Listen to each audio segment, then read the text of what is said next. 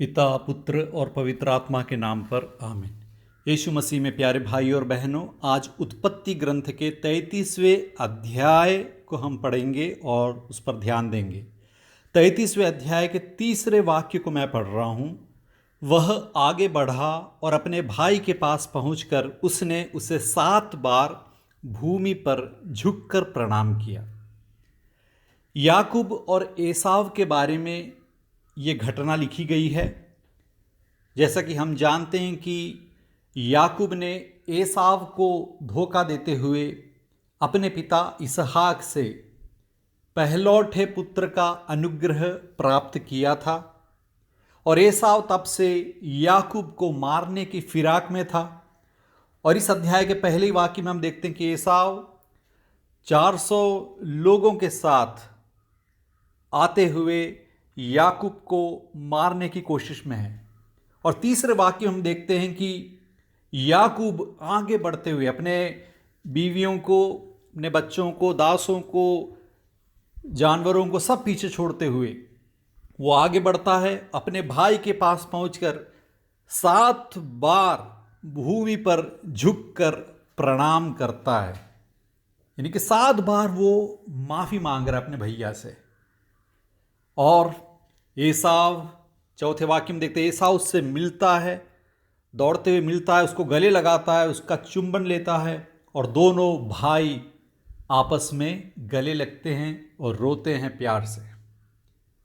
तो एक व्यक्ति एसाव जो कि मारने के लिए आया था, बदला निकालने के लिए आया था, लेकिन याकूब जब विनम्र हुआ, जब अपने आप को उसने छोटा बनाया, अपने बड़े भैया के खिलाफ की गई उस गलती के लिए, अपराध के लिए जब उसने क्षमा मांगा, इतना विनम्र होकर क्षमा मांगा, तो क्या हुआ कि बड़े भैया का भी दिल पिघल गया। क्योंकि जब हम छोटा बनते हैं, जब हम विनम्र बनते हैं, जब हम अपनी गलती मानते हैं और जब हम दूसरों से, अपने बड़ों से, जिसका भी हमने दिल दुखाया, उनसे क्षमा मांगने को तैयार होते हैं, तो उस व्यक्ति को प्रभु की कृपा मिलती है और जिसकी वजह से वो हमें माफ़ कर देता है। और एसाव याकूब को माफ़ करता है। और दूसरी बात हम देखते हैं 33वें अध्याय के 10वें वाक्य में कि याकूब एसाव से कहता है, मेरे लिए तो आपके दर्शन ईश्वर के दर्शनों के तुल्य है।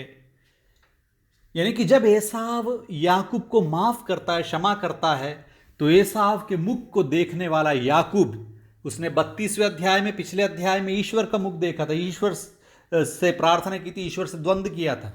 और वो याकूब कहता है कि आपके मुख को देखकर ऐसा लगता है कि मैंने ईश्वर का ही मुख देख लिया है। तो जब एक व्यक्ति माफ करने को तैयार होता है तो उसका मुख ईश्वर के मुख की तरह तेज वाला और प्रकाशपूर्ण मुख बन जाता है।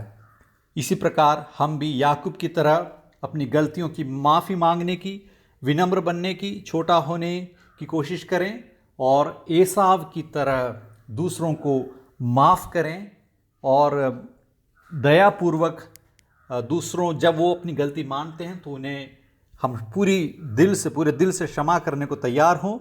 तब हमारा मुँह भी ईश्वर के मुख की तरह प्रकाशित होगा। आमीन।